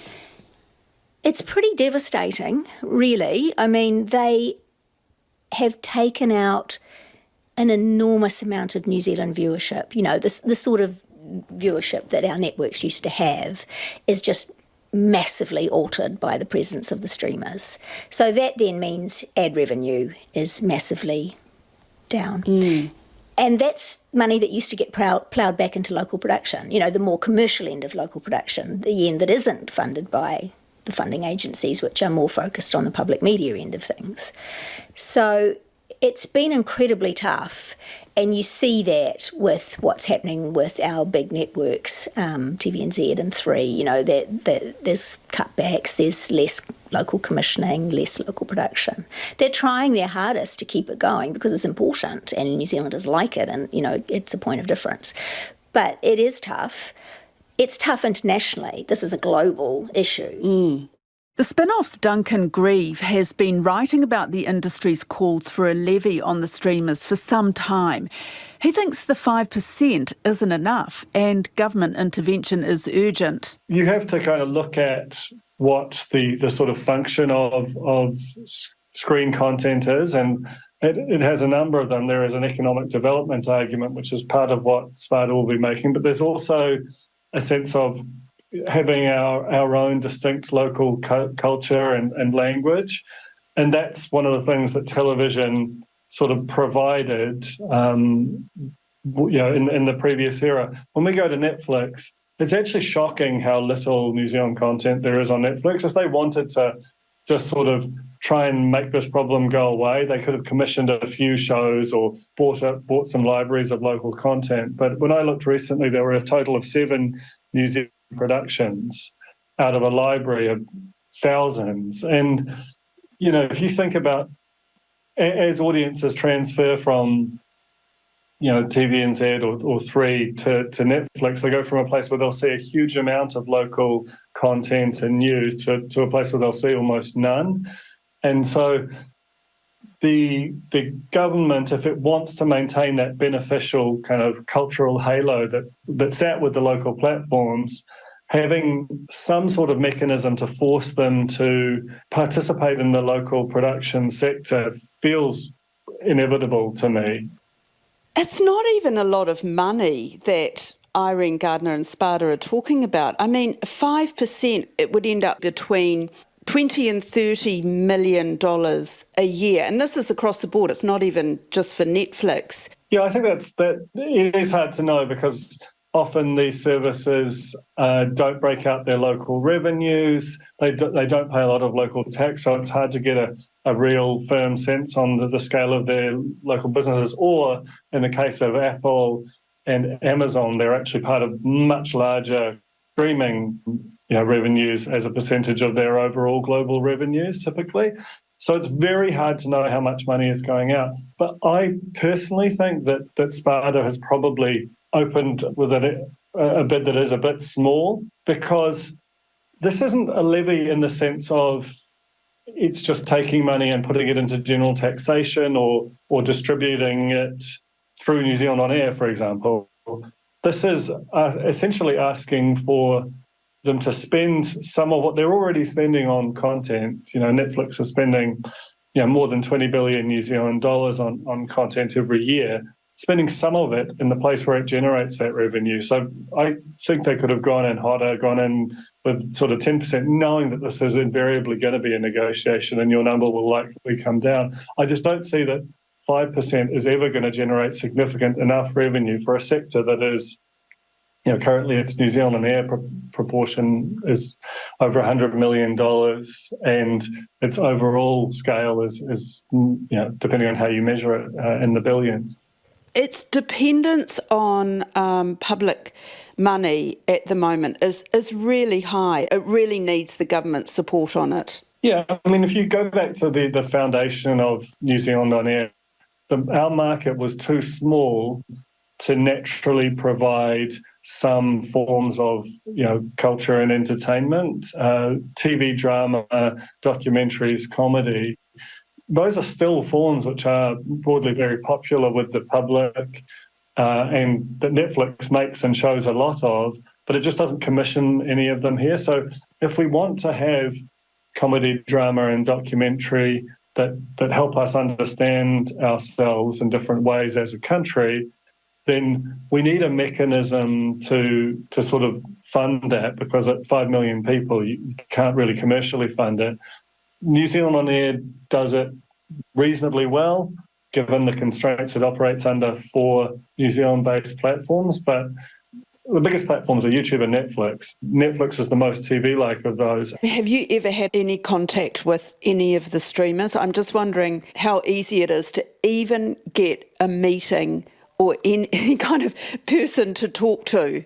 I've had no meaningful contact with any of the streamers. I get sent their press releases typically, and I'm sure I could interact with their PR reps through that channel. But I should contrast that with, I've spent days meeting with and in conversation with, and I have senior contacts at Google, at Meta.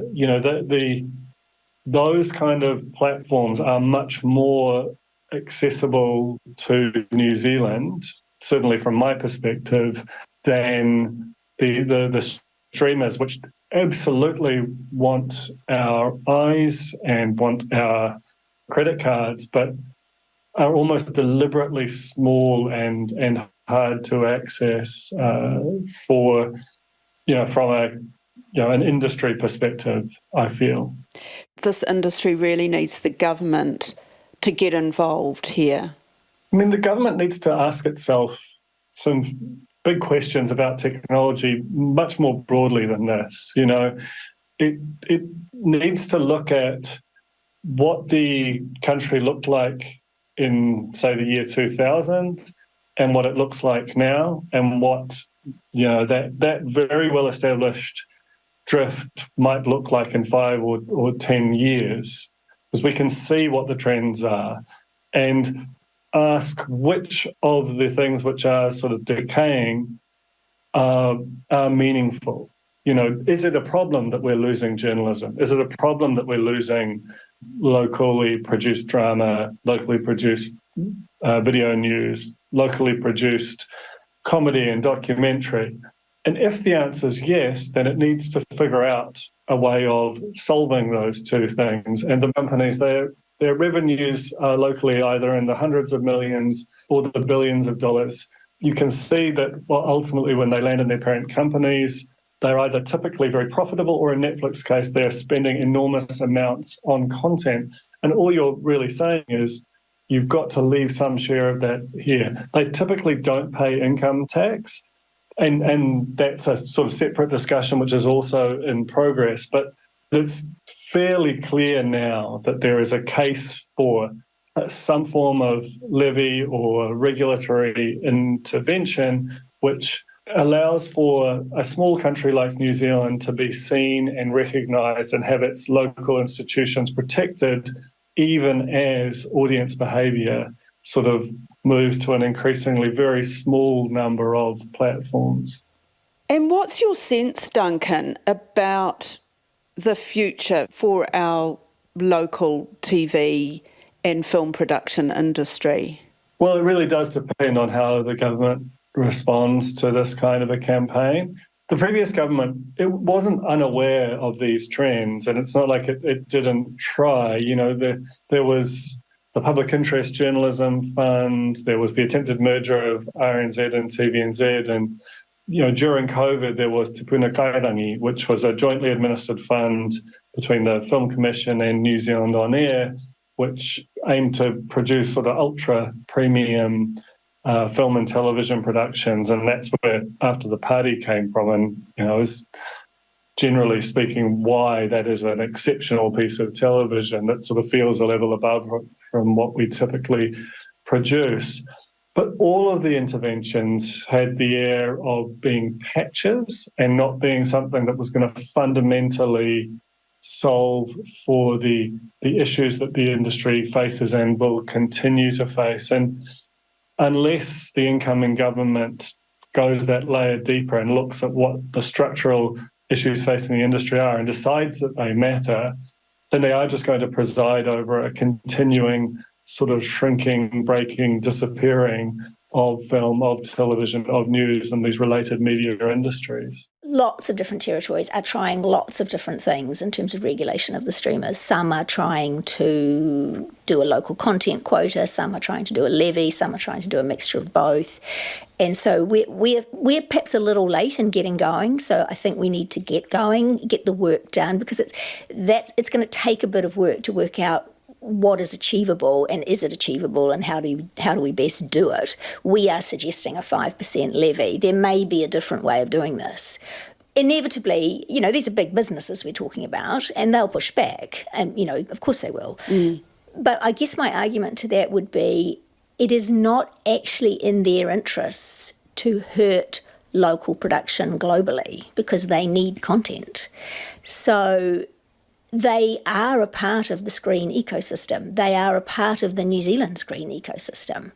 And so this is kind of a campaign, to ask them to play fair, really, within that. But but isn't it tricky because they are part of the ecosystem, because they are commissioning work here as well, aren't they? Very little, unfortunately, the big ones.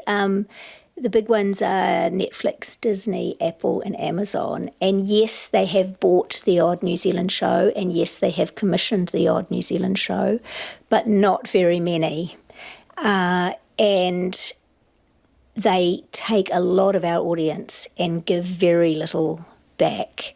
And so this is a way of addressing that. If these things aren't sorted, if the government doesn't get its act together, or the streamers, just absolutely resist any kind of imposition of a levy or a quota, and there is no extra money coming through these funding agencies, what's the outlook? I'm hopeful that this government will try the streamers thing, because this is a business-focused government. That's a business initiative.